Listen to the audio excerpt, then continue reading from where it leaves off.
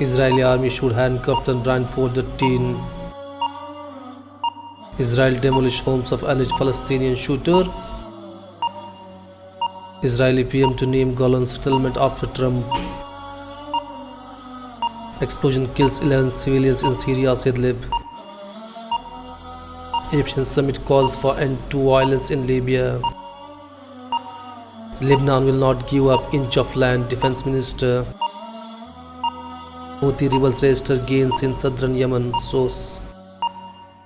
Protester continues near military headquarters in Sudan's capital.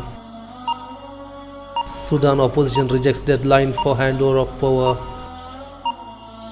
Death toll to South Africa floods rises to 51. Turkey offers sympathy to Sri Lanka over terror attacks. Muslim envoys visit Sri Lanka Bishop after attack.